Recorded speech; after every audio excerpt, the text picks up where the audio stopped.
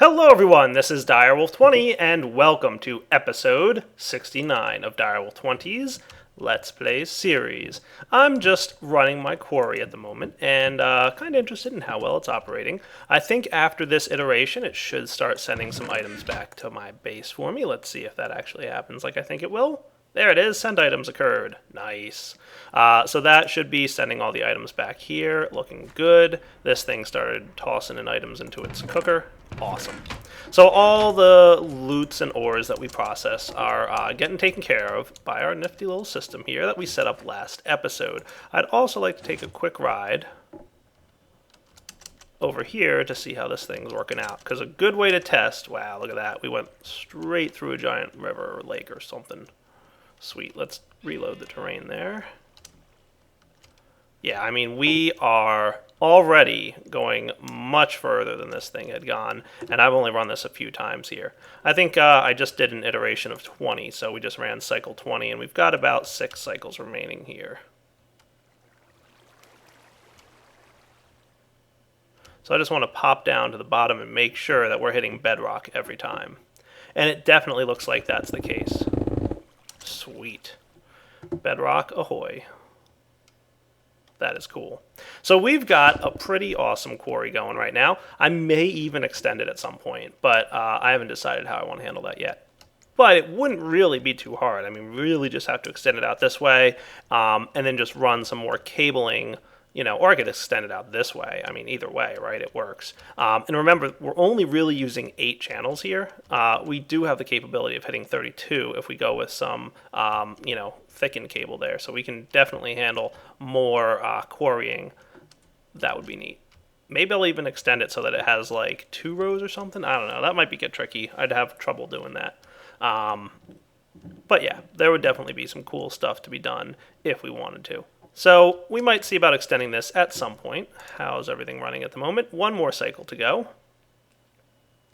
No more cycles remaining. After about 10 seconds here, this thing should flip over to send items, send more stuff back to my base, and then I'll take a trip home. There we go. Sweet. And away we go. Awesome. And if we pop down here, we should see a bunch of stuff once again being processed. Great. So what are we going to work on this episode? Good question. There's a few things I'd like to get around to doing. A few things that I keep saying we need to do, and I never do. Number one, we have to get a sheep farm going at some point. And there's many different ways to do a sheep farm. I mean, that's something that I've done in using at least 10 different mods. So I'm going to decide which kind I want to go with. One of my favorite sheep farms, to be totally honest with you, is the Britannia one. I think that's a really cool and fun build to do. But aside from that, I'm not sure what I want to work on this episode. There's also to do is the cobbleworks, because I am constantly low on sand and glass. I mean, I guess I have more sand now, probably because my quarry just chewed up a bunch of it.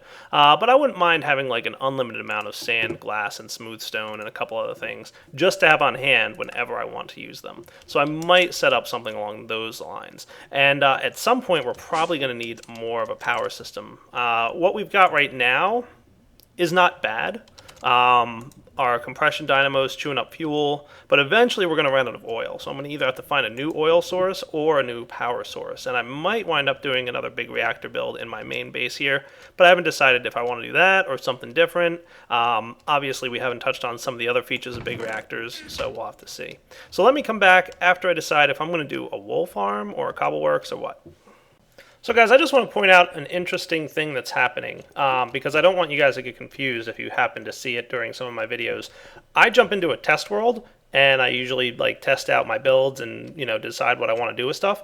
It seems like in the current version of the pack, and I don't know what's causing it, but when I'm in a test world, my chat log doesn't clear between my test world and my real world. So you can see here I just was in my test world testing a bunch of things, but now I'm back in my normal Let's Play world that I don't cheat in. And you can see here there's a bunch of giving items things. So clearly I was testing out how I want to build my sheep shearing system in my test world. So that's probably what we're going to work on. So I just want to let you guys know, if you do see a chat log where I've got a bunch of giving myself stuff, it's probably because I was in my test world. Like I said, not sure why chat is not clearing in between those two things, but figured you'd like to know that that's something that's occurring. So let's get to work on where we're going to place our sheep farm. So two things I want to do. I also want to finally get my ender pearl farm back up and running because it's actually been a while. So let's go decide where we want to place both our sheep farm and our ender pearl farm, because there's two things. One, I want to get this ender pearl farm back up and running, but I also want to make sure that my sheep farm, wherever I decide to place it, my AE network can tap into it. So we're going to make sure that that's happening this episode as well. So let me clear out some terrain and I will be right back. All right, guys, if I do this correctly and make sure that this thing is bound, we should manage to get this down here. So let's try it out. This is where I'm going to relocate my... So you can tell I'm doing a little bit of get the world ready for a download. Just a little bit. And we should have a lever we can flip, and... Cool, well, stuff happened, so that's a good sign. Hey, sweet, perfect. Everything teleposed right over like it should have. Cool. Beautiful. And all the stuff's in there for the things and whatnot. Ender lily seeds, golems for gathering and harvesting, and my insulated redstone conduit, which I can go ahead and run back into this thing. So we can move these things here. I'm going to get this insulated redstone hooked back up. And with my Yeta wrench, tell him that up is a in-out connection on red. Cool.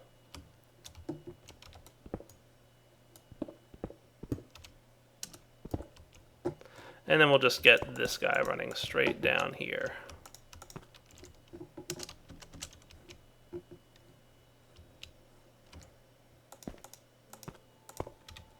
Awesome. And just because I'm not sure if it needs to be reactivated or not, I'm going to go ahead and dig into my blue bag. Where is it? There it is. Put away some of this cobble and dirt. Grab my weak activation crystal, and good. So now you're running. We should have red particle effects flowing in here. If we snag our ender lily seeds...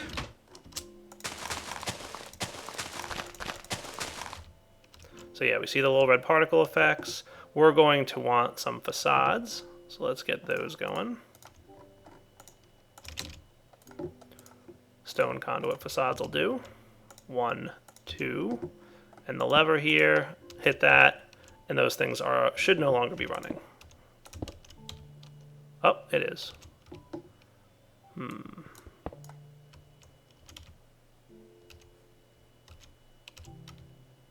Oh, you know what? Maybe I think I had to set this to strong signal, didn't I?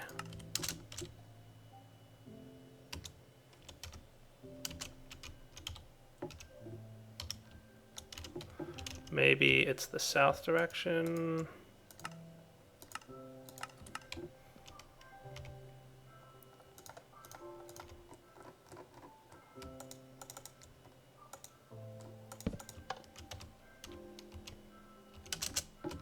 Now we're talking. No more particle effects. Good.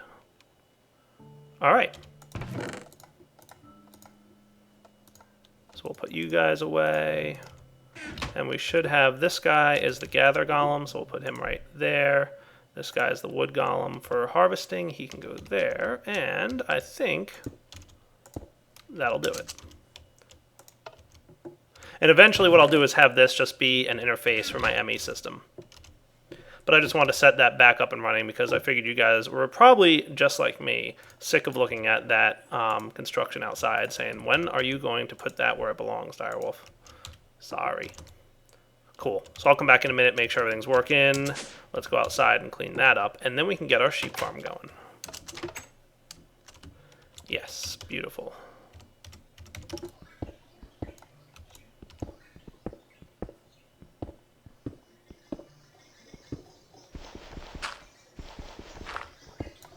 Okay, back in a minute. All right, guys, so here I think is where I'm going to set up my sheep farm. It'll be nice and underground and kind of out of the way, you know, not getting in anybody's way here. Interior-wise, 1, 2, 3, 4, 5, 6, 7 by 1, 2, 3, 4, 5, 6, 7. Beautiful. So there's a couple things we're going to want to do to get this thing ready. First off, let's take a look at this. I want dirt to be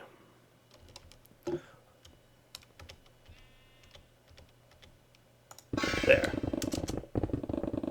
Perfect. Then we're going to want to make that grass. So a good way to do that is first grab my watering can, which do I have that in here or is it in my AE system? There it is. And we'll pop up to our Botania area. I might have some grass laying around, and if you drop that into a mana pool, you get pasture seeds. Sweet. Back to the base. Probably a quick nap through the night. And pasture seeds allow you to turn dirt into grass.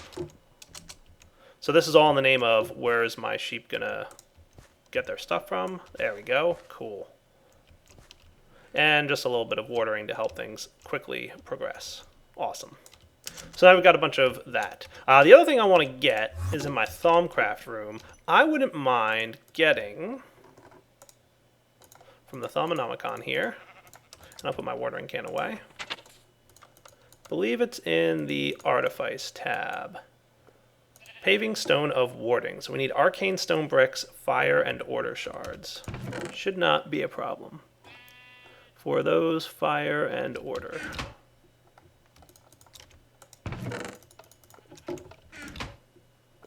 So we'll do that real quick. And 1, 2, 3, 4, Fire and Order.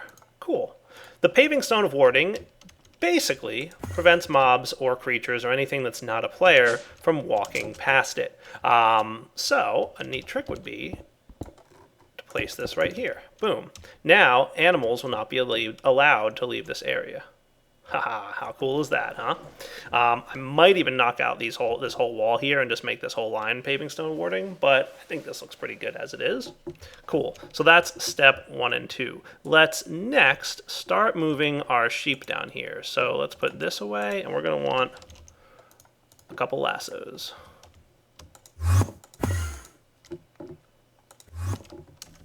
And I'm going to do this off camera because it'll just be me running back and forth for the next few minutes while I pick up these sheep and move them into that downstairs area. And I'm also going to breed them.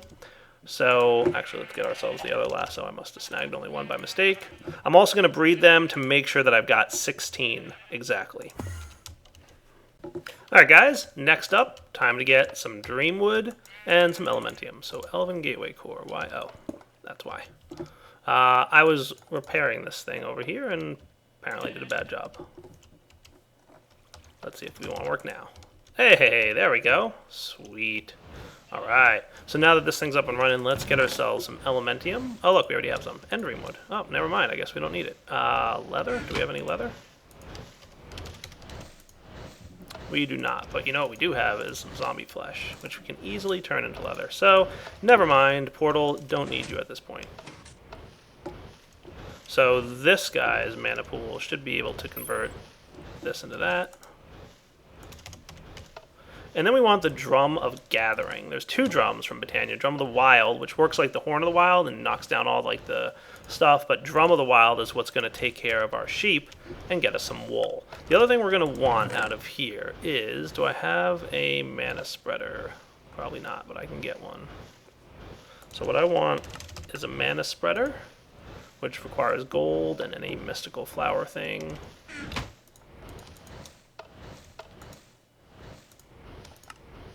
There we go, and I want to upgrade that to a redstone mana spreader. So all I need is a piece of redstone to get this. And then the final thing I will need is a mana pool. So we're going to get this guy set up with that. We're going to drop him in there. And while I'm at it, I'm going to fill up this. You should be sparing mana 2 items. There we go. Let that fill up quickly. So you can see, of course, we've got our whole thing downstairs is operating now all of a sudden because we started using up some mana. Cool. Lots of mana to spread. At some point, I'll set up an even more efficient mana creation farm for Botania, but we'll get there eventually. Oh, 1 more sheep? Yes, I will take that. I was actually short 1. I had 10 in there, and then I breeded, so we had 15, but now we've got 16. I had planned to just use this last 2 wheat to breed myself another one, but that'll work. Cool. Alright, so you can go down there. So we're probably going to want a couple things set up. Put that guy there, and then we're probably going to want one of each dye, but I'll dye these sheep in a bit. For now, where do I want to place the drum? I think the drum's going to go in the ceiling, right in the center of the room. So that should be right here, right? The drum can go placed right there. Sweet. And that's going to be responsible for shearing the sheep. Now, to activate that, we need to blast it with a mana spreader, okay? So we're going to want a couple things set up. Where do I want to put it, though? Debating where I want this room to have all its configuration. I'm thinking maybe to the side. So let's actually get our hammer back out again. Can be a little operations room. So that's 1, 2, and this is the wall leading in. So if we did this, it should break through just fine without hitting them. Cool. Just a nice small room for all the operational stuff. So we're going to want, first and foremost, a mana pool with a mana spreader that we bind. So are we in bind mode? Right-click this guy. Right-click the drum. And then also while we're at it, do we have a sound muffler? No, I'm going to get one though, because that's going to drive me nuts really fast. We'll put this guy back in function mode, accepting mana from items. Cool. While that goes down, let's get ourselves a sound muffler.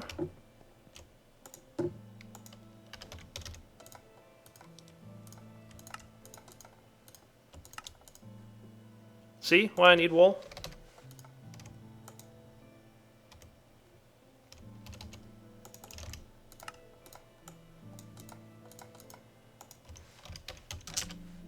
There we go.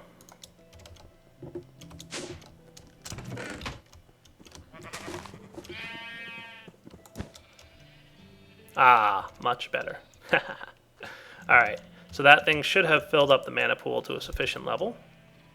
Now, whenever this thing does a mana burst, so the only other thing we're going to need is pop over to our Botania area. I want the Phantom Lens.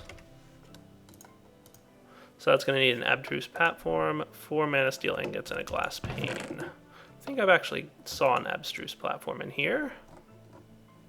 And then a Glass Pane.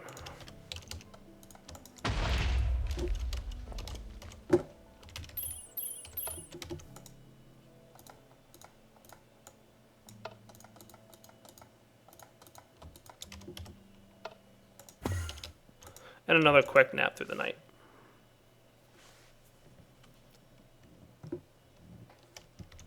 Fell out of the world. How did a spider fall out of the world? That's a really good question. So in theory, I pop that down, right? How are my sheep? All fully grown? Cool. You ready for this? Let's grab a lever.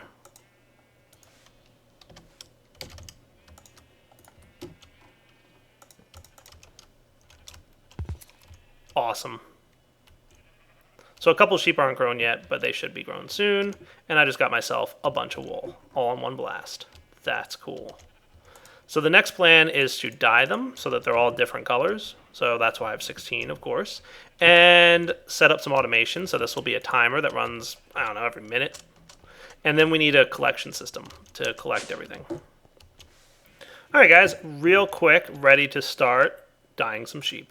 So the trick here is obviously to have one of each dye in hand and not dye a sheep that's already been dyed.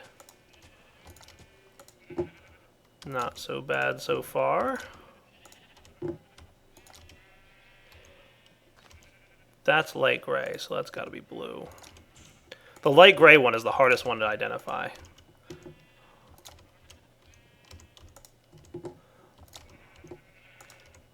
There we go. Red. Brown. Alright, I can't dye them with that color. Darn. That's the brown dye from Botania. So proper brown dye can either come from flat mushrooms or cattails, or of course cocoa beans. Is there any easy way to get those? If I have some slime plant seeds, let's see if I do. I actually should. Sweet. Alright, so that should get me a brown sheep. Nice, that's one of each color then. Awesome. Alright, next let's work on how we're going to collect these items. And for that, I think once again we're going to use a flower. Alright, so we're going to make ourselves a hopper hawk. And you. Nice. These can go away for the time being, and the hopper hawk, his job is going to be to collect all the wool that falls from that adjacent room. So let's also get ourselves a chest. Now when the hopper hawk receives mana, he should have a pretty good range of item collection, but I want to make sure that from here he can collect everything. So let's put this here. We'll also get a piece of dirt. Hopper hawk. What's cool, by the way, in the next version of Britannia, which we don't have in the pack yet, but it should be in, I want to say 1.3 of the pack. We might wind up having it. It's the very latest version of Britannia, though, so it might not be until 1.4. You can actually visually see the range of each flower if you equip an item called the Mana Lens. But we'll see that in a minute. So for now, let's get our lever back and pulse that flower. So, awesome. Did we get one of each? Pretty darn close.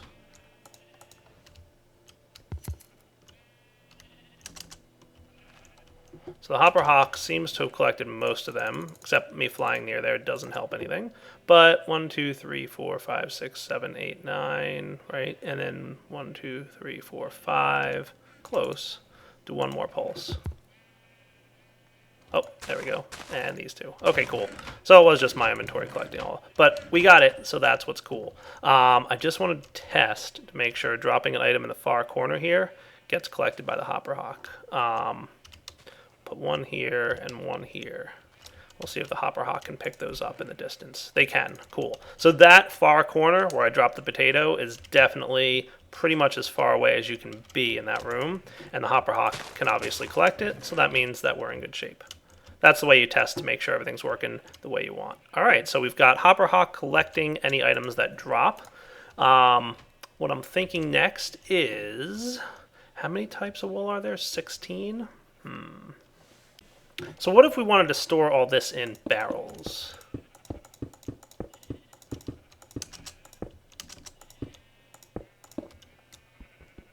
You were not supposed to go there. That would work, right? So let's sneak behind here and decide how we want to route these items.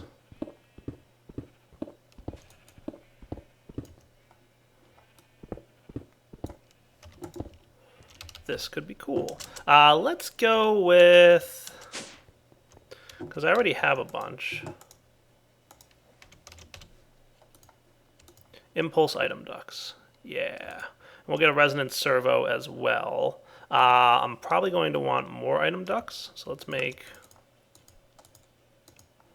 this, and we'll go with glowstone. I don't know how many we need. It's 250, so 4 of these is 1,000. 4 of these equals 5 of these. So that should be pretty darn good to get me 20-ish. At some point, I will set up an auto-crafting system for this. This should get me cooking with impulse item ducts. So we'll come back to this guy in a minute. What I want to do, my only problem though is, yeah, that might be a problem.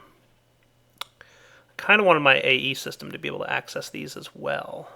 And I would love it if everything could commingle. Alright, maybe what I want to do is this. I got an idea. So rather than using impulse item ducts, we're going to do storage buses. And we're going to do 16 of them. So start the crafting of that, and while you're at it, also get me an import bus. And we're also going to want a P2P tunnel, and probably some dense cable and some more smart cable. But the smart cable, of course, requires wool, which we're kind of low on, but we'll get there. So everything's crafting right now. When it gets done crafting, I will come back. All right, guys, so what we're going to eventually, or basically want here, is the following. So let's see. And we're also going to want one more thing. Paint applicator thingy. Color applicator. Yeah, that's what I want. So let's run the following. We're going to want 1, 2, 3,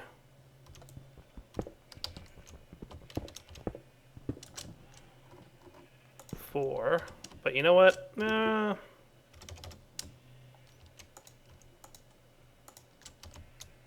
Let's do this. With cables, just the normal kind going up. I'd love to use more of those, smart cables, but no such luck.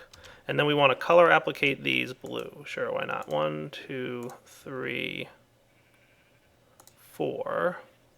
These will be color applicated white, which will prevent these from connecting.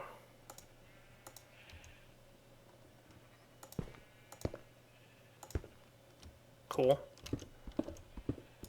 And I want to have this nice and clear so you guys can see exactly what I'm doing. So that's basically just connecting everything up here. And then this is going to tap into some dense cable like that.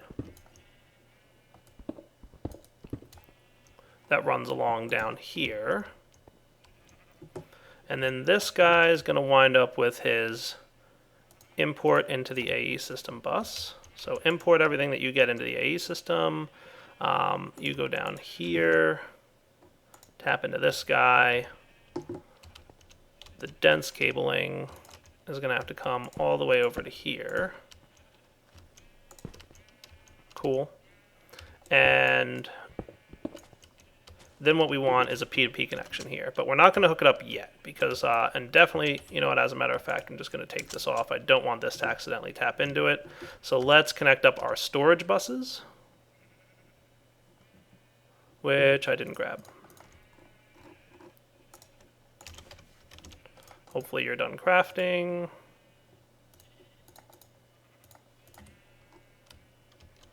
So we're going to do this. 1, 2, 3, 4, 5, 6, 7, 8, 9, 10, 11, 12, 13, 14, 15, 16. Cool. So that should be using 16 channels there. That's going to wind up getting tapped into our P2P system. The memory card's here ready to go. Let's do one more final check. What I also want to make sure is that these guys have a higher priority. So that is configured here. So we'll make this priority 10. And I'm going to do this for all of these, so I'll be back in a minute. All right, and as you guys can tell, I pre-staged all these Java barrels here with the appropriate wools. And as a matter of fact, I'm going to lock them so that if I happen to pull out the last piece of wool, it won't have some random other item land in there. So that's important. All right, let's configure our P2P now. So this thing, we're going to want to go up here and make sure that he's linked. So if you remember, the P2P connection should have, turn whale back on, 11 channels available. And our P2P tunnel is here. So we'll shift right click, successfully saved settings. We'll pop downstairs. We will place, we'll remove this for a moment. Run some cabling down here.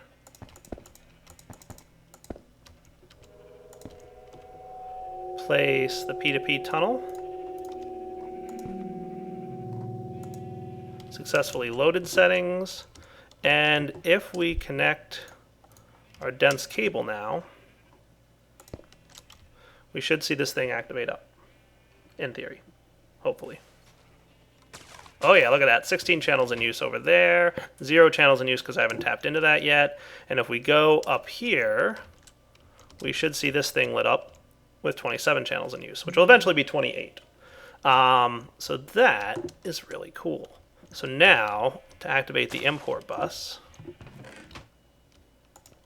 on this thing, and that should start. Awesome, look at that. So you can see the wool's going in there. Cool. Yellow's going in, awesome. I wouldn't mind an accelerator card if I have one. I should have a card. Sure, 2 of them. Fluix, that's what I want.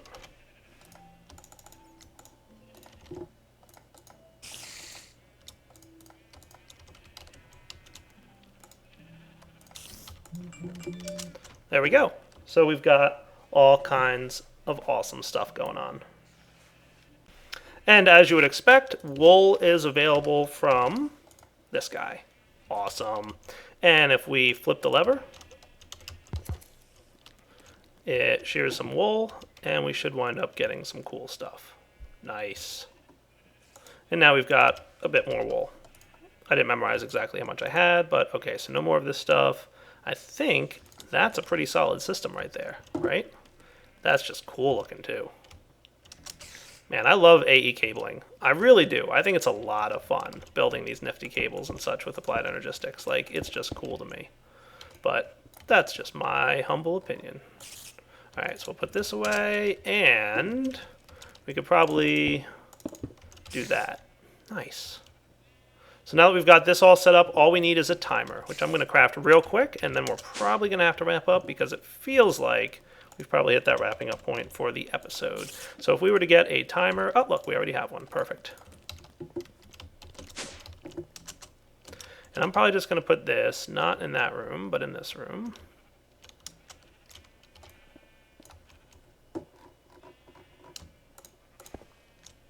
I'm going to make this 60 seconds. So you can hear it just pulsed. We just got some stuff.